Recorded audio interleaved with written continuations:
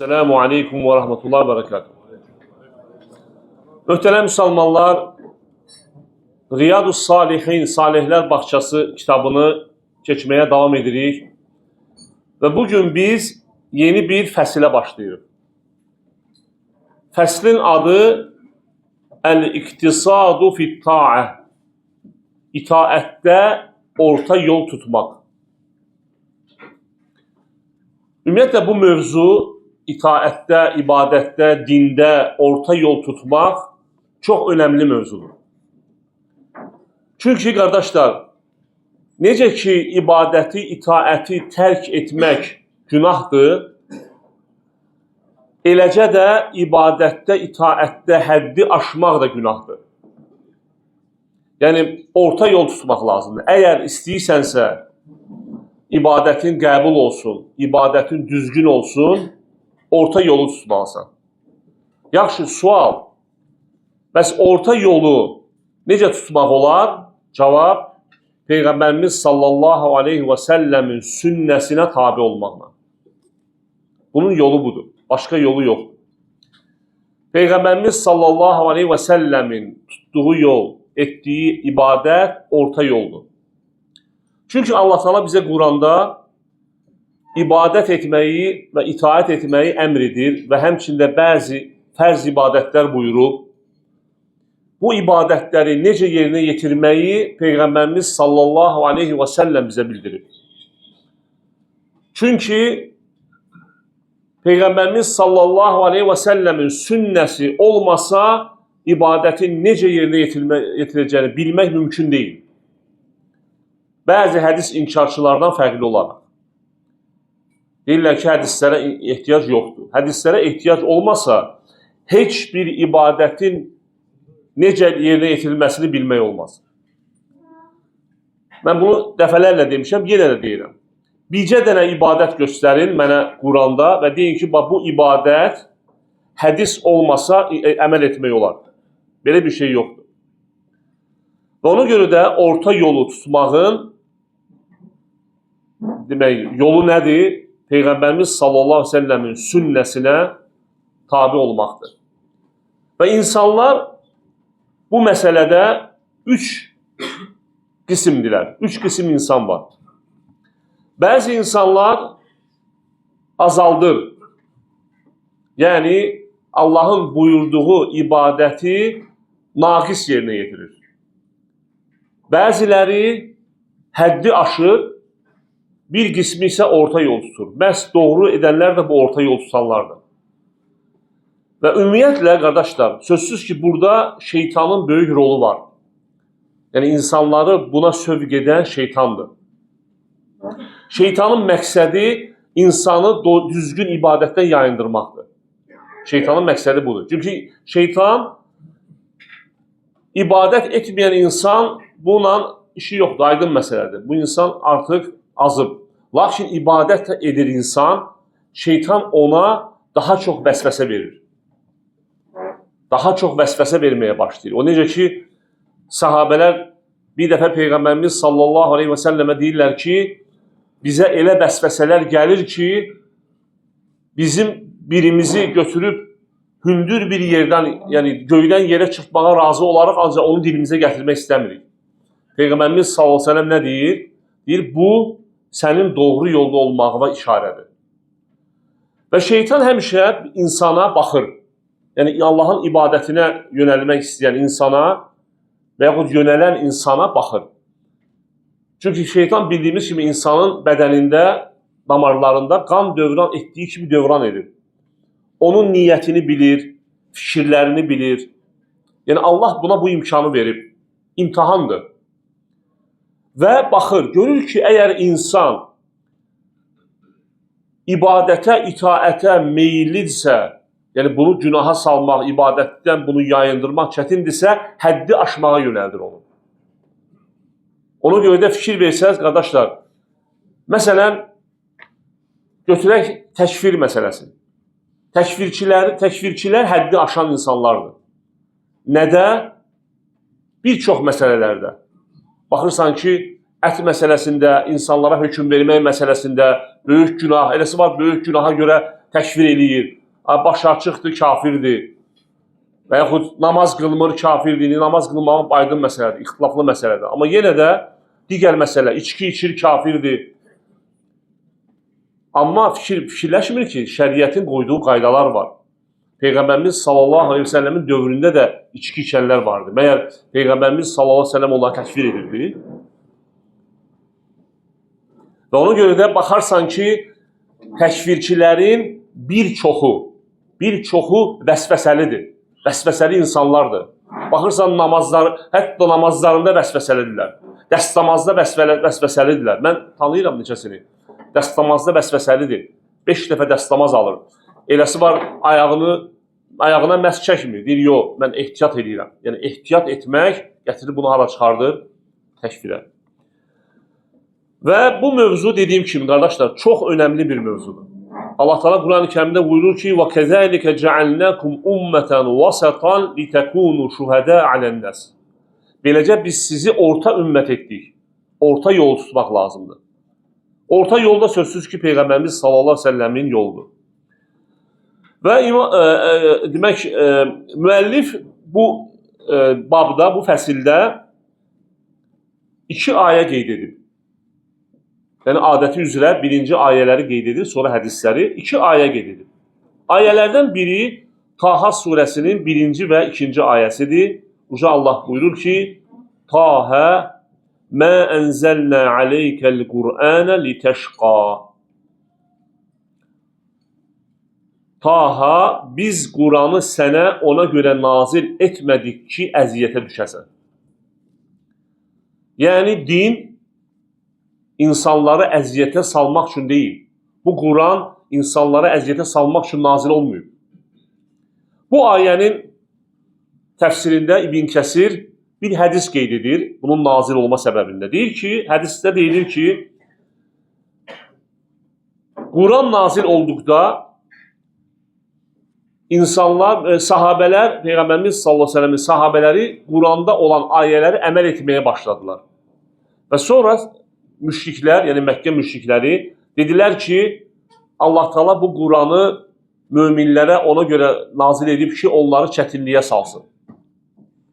Və bu zaman bu ayə nazil oldu. Allah Teala buyurur ki, Tahə, biz Quranı sənə ona görə nazil etmədik ki, əziyyətə düşəsən.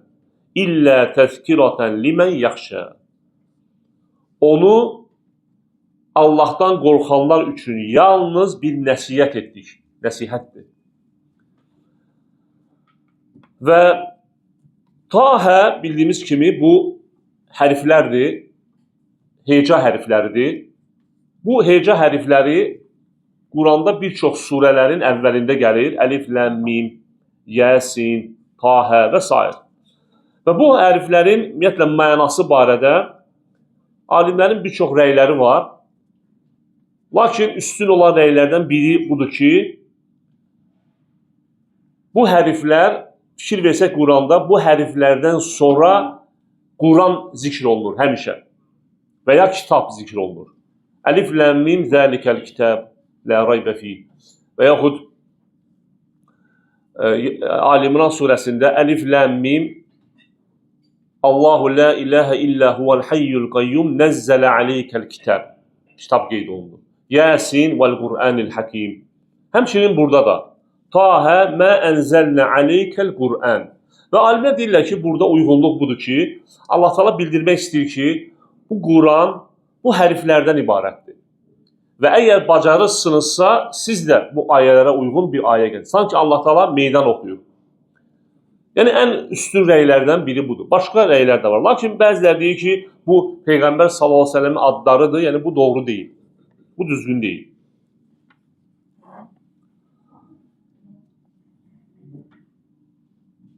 Və bu ayə bizə nəyi göstərir? Bu ayə göstərir ki, Quran Allah Teala bizə nazil edib ki, nə üçün? Əksinə, biz rahatlığa çıxaq. Yəni, Allah Teala buyurur ki, əziyyətə düşməyəsən. Yəni, Allah Teala deyir ki, biz Quran ona görə sənə nazil etmədik ki, əziyyətə düşəsən. Mənası nədir? Yəni, əziyyətə düşməyəsən. əksinə xoşbəxt olasan. Ona görə də kim əgər xoşbəxtlik axtarırsa, rahatlıq axtarırsa, o zaman Quranı oxuyub, başa düşsün və əməl etsin. Beləliklə, həm bu dünyada, həm də axirətdə həm rahatlıq tapar, həm də xoşbəxtlik.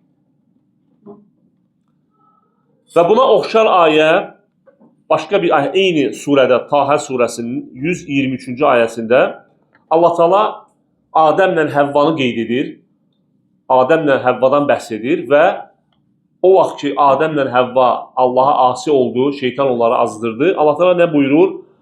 Qaləhbita minhə cəmiən.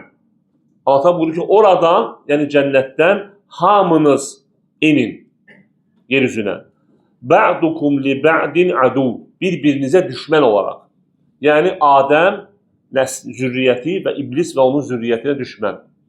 Yəni Adəmlə Həvva yox ha. Adəm zürriyyəti iblis zürriyyətinə. فَإِمَّا يَأْتِيَنَّكُمْ مِنِّي هُدًى فَمَنِ اتَّبَعَ هُدَايَ فَلَا يَضِلُّ وَلَا يَشْقَى. Məndən sizə doğru yol göstərici gəldikdə, yəni Quran və elçi, kim mənim doğru yol göstərənimə, yəni Qurana və ya həmçinin elçiyə tabi olsa, o zaman o azmaz və bədbəxt olmaz. Fələ yadillu və lə yəşqa. Növbəti ayə Bəqərə surəsindən Allah Teala buyurur ki, yuridullahu bikumul yusra və la yuridu bikumul usr. Allah sizin üçün çətinlik istəmir. Əksinə sizin üçün asanlıq istəyir. Və bu ayə əslində oruc barədə nazil olub. Yəni Allah Teala səfərdə ikən orucu açmağı icazə verir və sonra Allah Teala bildirir ki, Allah sizin üçün çətinlik istəmir, əksinə sizin üçün asanlıq istəyir. Yəni bu oruca aid olsa da, lakin ümumidir, mənası ümumidir. Çünki qayda belədir ki, Quran ayələri barədə, Quran ayələrinin mənası nazil olma səbəbindən asılı deyil. Yəni tək onunla deməli məhdudlaşmır. Mənası ümumidir, ümumi götürülür. Yəni ola bilər ayə hansısa bir səbəbə nazil olur.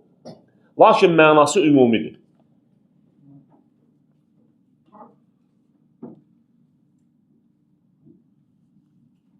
Və bu ayədə kimlərin əleyhinə dəlil var? O kəslər ki, deyirlər ki, din çətindir. Onların əleyhinə dəlil var.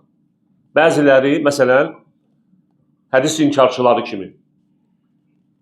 Deyirlər ki, bu şeylər, yəni Allahın Quranda və yaxud Peyğəmbərimiz sallallahu əleyhi və səlləm hədislərdə vacib etdiyi bəzi şeyləri inkar edib, deyirlər ki, bunlar çətinlikdir. Biz asanlaşdıraq deyin, dinimiz asandır və bu ayəni dəlil gətirirlər. Deyirlər ki, din asandır. Və bu ayə onlara dəlildir. Allah nəyi buyurubsa o asanlıqdır. Onlara ehtiyac yoxdur azaltmağa. Nəyisə azaltmaqla sən asanlıq gətirmirsən, əksinə naqis elədin. Və bu ayə göstərir ki, dinimiz Allah nəyi buyurubsa bizə, nəyi fərz edibsə, bu özü asanlıqdır. Və belə insanlar, məsələn, onlardan dediklərindən biri cümə namazı. Deyirlər ki, cümə namazı insanlar çətinliyə salır, insanlar əziyyətə düşür. Allah Teala bunu fərz buyurub bizə. Cümə barədə ayə nazil edib, surə hətta nazil edib. Surə və Cümə surəsində buyurur ki, namaza çağrıldığın zaman namaza gəlin və s. Və başqa bir ayədə Allah Teala buyurur ki, وَمَا جَعَلَ عَلَيْكُمْ فِي الدِّينِ مِنْ حَرَجٍ. Allah Teala buyurur ki, Allah sizin üçün dində heç bir çətinlik qoymadı. Heç bir çətinlik etməyib. Sonra keçirik hədislərə. Yəni bu mövzu ilə əlaqəli hədislər.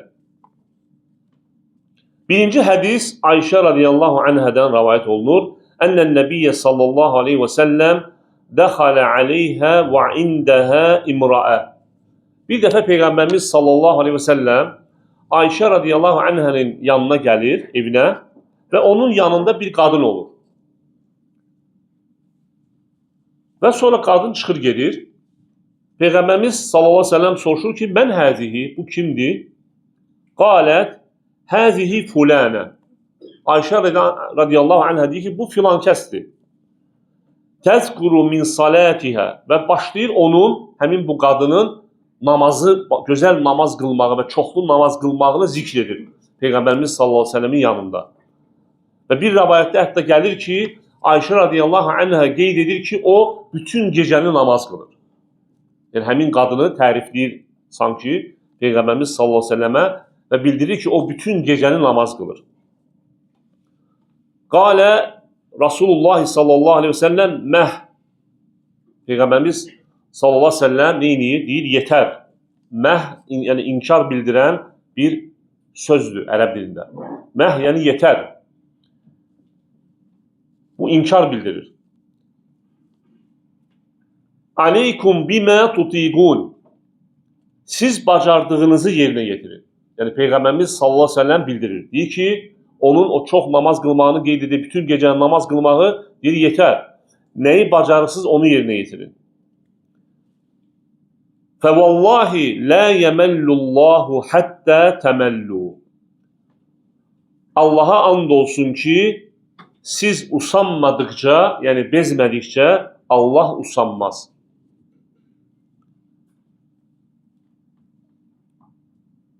Və sonra Ayşə radiyallahu anhə deyir ki, yəni Peyğəmbərimiz sallallahu aleyhi ve sellemin sözü bura kimidir. Ayşə radiyallahu anhə davam edir sözü. Deyir ki, وَكَانَ أَحَبُّ الدِّينِ إِلَيْهِ مَا دَاوَمَ صَاحِبُهُ عَلَيْهِ. Hədisi Buxari və Müslim rivayət edir. Başqa bir rivayətdə gəlir, وَاِنْ كَانَ قَلِيلًا. Ayşə radiyallahu anhə deyir ki, Allah elçisinin ən çox sevdiyi ibadət insanın davamlı olaraq etdiyi ibadətdir. Yəni, bir insan özünü çətinliyə salıb, böyük çox bir ibadəti üzərinə götürüb və onu bir müddətdən sonra yorulub, bezib atmaqdansa az bir şey götürüb, öz gücü çatan qədər və onu davamiyyətli etməsi daha yaxşıdır.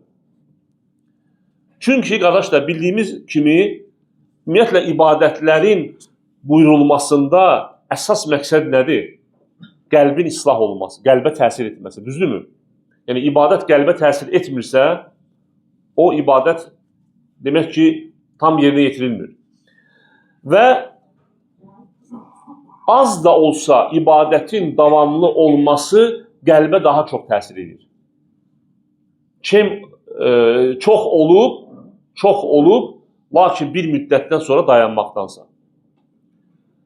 Çünki təsəvvür edin ki, su damcısı, məsələn, çox yüngül bir mayedir, düzdürmü? Su damcısı. Ən zəif mayedir. Lakin bu su damcısı davamiyyətli axması neyinir? Mərməri deşir belə. Daşı deşir. Çünki niyə görə? Davamiyyətlidir. Ona görə də davamiyyətli ibadətlər etmək lazımdır. Yoxsa bir müddət, məsələn, Ramazan ayında ibadəti çoxaldıb, Ramazandan sonra azalıb atmaq düzgün deyil. Həmçinin adi vaxtlarda, gecə namazı, məsələn, gecə namazı qılmaq istəyirsən, bəziləri durur, 11 rükət qılır, uzun surələr oxuyur, 1 gün, 2 gün, 3 gün sonra yorulur, bacarmır. Amma bir də var ki, sən 3 rükət qılasan, gecə durasan, bacardığın qədər, bildiyin surələrlə, səcdələrdə dua edəsən, əlvi qaldırıb dua edəsən, gecəni bir hissəsini, yarım saat belə, davamiyyətli ibadətdə keçirməyin sənin bir həftə, 1-2 saat ibadət edib sonra dayandırmaqdan daha yaxşıdır. Və ona görə də Peyğəmbərimiz sallallahu aleyhi ve sellem bizə nə deyir? Peyğəmbərimiz sallallahu aleyhi ve sellem bildirir ki, bacardığını, gücünüz çatdığınız ibadəti edin. Yəni, hər bir insan öz gücünü bilir. Hər bir insan nəyə qadir olduğunu bilir. Və bu qadının bütün gecəni ibadətlə keçirməsi, yəni bu Peyğəmbərimiz sallallahu aleyhi ve sellem bildirir ki, bu insanın özünü çətinliyə salmasıdır. Və usanmaq nədir? Usanmaq odur ki, yəni insan biraz keçəndən sonra yorulur, bezir. Bu deməkdir. Həmçinin hədisdə qeyd olunur ki, Allaha and olsun ki, siz usanmadıkça Allah usanmaz. Yəni Allah Taala'nın da usandığını burada Peyğəmbərimiz sallallahu aleyhi ve sellem qeyd edir. Deməli qardaşlar, bu Allah Taala'nın usanmağı barədə müəllif bir açıqlama qeyd edir. Yəni özü açıqlayır onu. Və burada usanmağı, Allah Taala'nın yəni usanmağını qeyd edir, açıqlayır nə ilə? Savabı kəsməklə. Yəni Allah Taala usanmaz, yəni Allah Taala savabı kəsməz ta ki siz usanmadıkça. Lakin bu demək bu cür təfsir etmək düzgün deyil. Yəni Allahın ad və sifətlərini bu cür bu təvil sayılır. Və doğru yaxşı deyə bilərsiniz. Bəs doğru düzgün təfsir nədir açıqlaması? Düzgün təfsir açıqlaması budur ki, Allahın ad və sifətləri barədə, feilləri barədə gələn hədisləri olduğu kimi təsdiq edirik. Təsdiq edirik olduğu kimi. Keyfiyyətini deyirik ki, Allaha layiqdir. Layiqli olan şəkildə. Ümumiyyətlə, bir dənə də burada 2 dənə qayda qeyd edəcəm. Qaydalardan biri budur ki, demək, ərəbcə belə qeyd edilir, qayda belə qeyd olunur. Mə yəlzəmu əs-sifə bi'tibər idafətihə iləl-məxluq lə yəkunu ləzimən lis-sifəti bi'tibər idafətihə iləl-xaliq. Yəni, mənası budur ki, bir sifətin bir məxluqa nisbət edildikdə ondan, deməli, həmin bu sifətin müəyyən mənaları zəruri etməsi, yəni nə deməkdir? Yəni, məsələn, usanmaq, bezmək nə deməkdir? İnsana nisbət olunarsa, o deməkdir ki, insan yoruldu, düzdürmü? Bir sifətin məxluqa aid olması, müəyyən mənalar və xüsusiyyətləri zəruri etsə də, bu sifət Allaha aid edildikdə bu zəruriyyətlər keçərli olmur. Yəni, Allaha aid olduqda o deməkdir ki, insana aid olan həmin bu xüsusiyyətlər Allahda da var. Çünki Allah Taala leysə kəmislihi şeyun. Allahın bənzəri yoxdur. Heç bir şey ona bərabər ola bilməz. Çünki Allahın sifətləri ona layiqli şəkildə başa düşülməlidir. Və məxluqa bənzədilərək yox. Və bu sifətdə, bu hədisdə də Allahın usanması deyildikdə insanın usanması başa düşülməməlidir. Çünki insanın usanmasından biz nə məna çıxardırıq? Bu yorulur. Yorulur, amma o demək deyil ki, Allah Taala da yorulur. Xeyr. Bu Allahın özünə xas şəkildə. Həmçinin digər Allah barədə ayə və hədislərdə, məsələn, Allahın istehza etməsi, həmçinin Allahu yəstəhzi'u bihim. Allah kafirlərə istehza edir. O demək deyil ki, insanların istehza etdiyi kimidir. Allah və yaxud Allah Taala'nın hilə qurması, o deməkdir ki, insanın hilə qurması kimidir. Bu kimi, həmçinin usanmaq da elədir.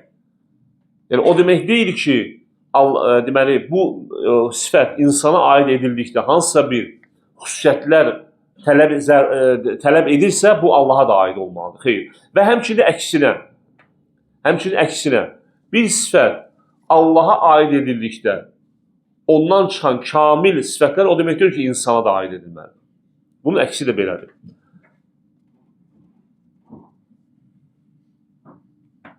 Həmçinin ikinci qayda nədir dedik? Qayda budur ki, əgər bir sifət Allaha aid edilərsə, o Allahın özünə xasdır. Onun, deməli, cəlalına layiqli şəkillədir. Necə ki, məxluqa aid edilən sifət ona aiddir.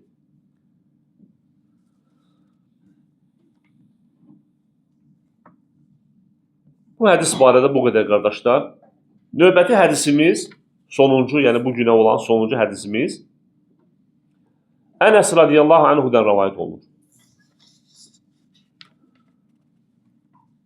An Ənəsin radiyallahu anhu qalə Cəə thələthətu rahdin ilə buyuti əzvacin nəbiyyi sallallahu aleyhi ve sellem yəsəlunə an ibadətin nəbiyyi sallallahu aleyhi ve sellem.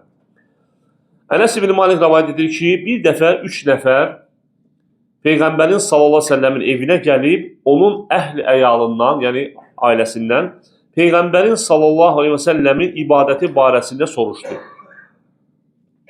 Fələmmə uxbiru kəənnəhum təqalluhə. Bu haqda onlara xəbər verildikdə, onlar həmin ibadətləri özləri üçün az hesab etdilər. Yəni, kiçik gördülər, az. Və belə dedilər. Fəqalu, əynə nəhnu minən nəbiyyi sallallahu aleyhi və səlləm, qadğufirə ləhu mə təqaddəmə min zənbihi və mə təəxxara. Və belə dedilər. Peyğəmbərlə biz bir deyilik. Yəni, biz hara? Peyğəmbərimiz sallallahu aleyhi və səlləm hara? Üstəlik Allah onun keçmiş və gələcək günahlarını bağışlamışdır. Keçmiş və gələcək günah bağışlamışdır. Belə olan halda onlardan biri dedi. Qalə əhəduhum. Əmmə ənə fəusallil leylə əbədən. Onlardan biri dedi ki, mən bundan sonra bütün ömrüm boyu gecələr namaz qılacağım, yatmayacağım. Fəqaləl əxar. Başqası dedi, digəri dedi. Və ənə əsumud dəhrə və lə uftir. Mən isə ömrüm boyu oruç tutacağım və heç vaxt orucumu açmayacağım. Yəni, hər gün oruç tutacağım. Və qaləl əxar və ənə ə'təzilun nisəə fələ ətəzəvvəcu əbədən. Üçüncü isə dedi ki, mən heç vaxt evlənməyəcəm. Qadınlardan uzaqlaşacağım və heç vaxt evlənməyəcəm. Fəcəə Rasulullah sallallahu aleyhi ve sellem ileyhim fəqalə Əntumul-ləzīnə qultum kəzə və kəzə. Allah elçisi gəlir onların yanına və deyir ki, bu sözləri deyən sizsiz. Əmə vallahi inni ləəxşəkum lillahi və ətqakum ləhu. Deyir ki, Allaha and olsun ki, mən sizin Allahdan ən çox qorxanınız və ən təqvalınızam. Lakinni əsumu və uftir və usalli və arqud və ətəzəvvəcun nisə. Lakin mən buna baxmayaraq, həm oruç tuturam, həm orucumu açıram, həm namaz qılıram, həm yatıram, həm də qadınlarla evlənirəm. Fəmən rəğibə ən sünnəti fəleysə minni. Kim mənim sünnəmdən üz döndərərsə, məndən deyil. Buxari və Müslim rəvayət edir. Demək, qardaşlar, bu hədis həqiqətən də çox önəmli bir qaydanı bizim üçün açıqlayır. Deməli, birinci fikir verin. İlk növbədə bu insanların, yəni Mədinədən kənar yerdə, bir ərazidən gəlib, Peyğəmbərimiz sallallahu aleyhi ve səlləmin ibadəti barədə soruşmaları yaxşı bir əməldir, gözəl əməldir. Gəliblər və Peyğəmbərimiz sallallahu aleyhi ve səlləmin ibadəti və itaətləri barədə soruşurlar. Nə üçün? Ki, baxsınlar necə edirlər, necə edir və ona tabi olsunlar. Lakin bunlar nə edir? Hədisin əvvəli yaxşıdır, yəni düzgündür. Sonra gör nə edirlər? Soruşandan sonra müqayisə edirlər. Öz ibadətlərini müqayisə edirlər. Yəni, burada səhv edirlər. Və səhv etdiklərinə görə də azırlar. Yəni, səhv söz işlədirlər və Peyğəmbərimiz sallallahu aleyhi ve sellem gəlir onları düzəldir. Yəni, eşitdin Peyğəmbərimiz sallallahu aleyhi ve sellemin ibadətləri barədə, itaətləri barədə, amma demək ki, bu azdır, Peyğəmbərin müqayisə edirlər və öz ağılları ilə yozurlar. Və fikir verin, buna görə də nə edirlər? Səhvə düşürlər. Lakin doğru necədir, düzgün necədir? Peyğəmbərimiz sallallahu aleyhi ve sellem bizim üçün nümunədir. Necə ki, Allah Teala Quran-ı Kərimdə buyurur. Onun hədisini eşitdikdə, onu dərhal nəynəsə yozmaq, nəynəsə müqayisə etmək, necə ki, hədis inkarçıları azmaqlarına səbəb budur. Hədis inkarçılarının azmaqlarına səbəb hədisləri öz ağıllarına görə ölçməkdir. Halbuki din sənin ağlınca deyil. Din sənin ağlından daha üstündür. Dini göndərən bu ağlı yaradan Allahdır. Və Allah Teala bilir sənin ağlı və Peyğəmbər göndərir və Peyğəmbər nümunədir. Və ona görə də bunlar fikir verin, öz ağıllarını müqayisə etdiklərinə görə, ağıllarına başla ölçdüklərinə görə səhvə düşdülər. Və nə etdilər? Bu onları həddi aşmağa apardı. Və biri dedi ki, mən demək, bütün gecəni yatmayacağım, biri dedi, mən ömrüm boyu oruç tutacağım, biri də dedi ki, mən demək, qadınlarla evlənməyəcəm. Və Peyğəmbərimiz sallallahu aleyhi ve sellem bunların bu sözünü eşitdikdə dərhal gəlir onların yanına və dəqiqləşdirir. Birinci dəqiqləşdirir. Yəni bu da dəlalət edir ki, insan bir xəbər eşitdikdə dəqiqləşdirməlidir. Çünki səhv də ola bilər. Və deyir ki, belə-belə söz deyənlər sizsinizmi? Deyirlər, bəli. Və sonra Peyğəmbərimiz sallallahu əleyhi və səlləm onları nə edir? Onları başlayır səhvlərini düzəltməyə. Deyir ki, siz səhv edirsiniz. Mən Allahın ən təqvalı quluyam. Ən çox Allahdan qorxanam. Lakin mən mən oruc da tuturam, iftar da edirəm. Namaz da qılıram, gecənin bir hissəsini yatıram da və həmçində evlənmişəm də. Özü də Peyğəmbərimiz sallallahu əleyhi və səlləm bir neçə qadınla evlənib. Yəni bir yox, bir neçə. Və sonra deyir ki, kim mənim sünnəmdən üz döndərərsə məndən deyil. Fikir verin qardaşlar. Əslində gəlin ağılla ölçsək, yəni öz naqis ağlımızla. Deyərik ki, burada nə var ki? Gecəni namaz qılır da, bütün gecəni namaz qılır kişi. Biz öz ağlımızla ölçək. Niyə görə mən? Amma elə deyil. Peyğəmbərimiz sallallahu əleyhi və səlləm deyir ki, mənim sünnəmdən üz döndərmiş sayılırsan. Yəni namaz qılmaq, baxmayaraq ki, namaz qılır, amma yenə də həddi aşdığına görə sünnəyə deməli üz döndərmiş sayılır. Digəri oruç tutmaq. Oruç ibadətdir. Ağılla ölçsək deyərik ki, hər gün oruç tutur da, lakin sünnədən üz döndərmiş sayılır. Evlənmir. Çünki ailə mane olur. İbadətə və s. yayındırır və s. Lakin bununla belə nədir? Sünnədən üz döndərmiş sayılır. Yəni, fikir verirsinizmi? Demək ki, qardaşlar, sünnədən üz döndərmək tək ibadəti tərk etməklə deyil, ibadətdə həddi aşmaqla da olur. Yəni, ibadətdə həddi aşmaq da nədir? Demək, sünnədən üz döndərməkdir. Və sünnədən üz döndərmək. Fikir verin, bu söz nəyi göstərir? Göstərir ki, bu əməl böyük günahdır. Çünki ümumiyyətlə hədislərdə əgər gəlirsə hansısa bir əməli edən Peyğəmbərin sünnəsindən üz döndərmişdir və s. bu həmin əməlin böyük günah olmağına dəlalət edir. Göstərir ki, bu böyük günahdır. Və bu qədər qardaşlar, bu hədis barədə inşallah gələn dərsimizdə digər hədisləri götürəcəyik. Allah bizi eşidib faydalardan etsin. Allah bizi bu dində sabit etsin. Allah bizi orta yolu tutub getməyi nəsib etsin. Sallallahu aleyhi və səlləm Muhammed.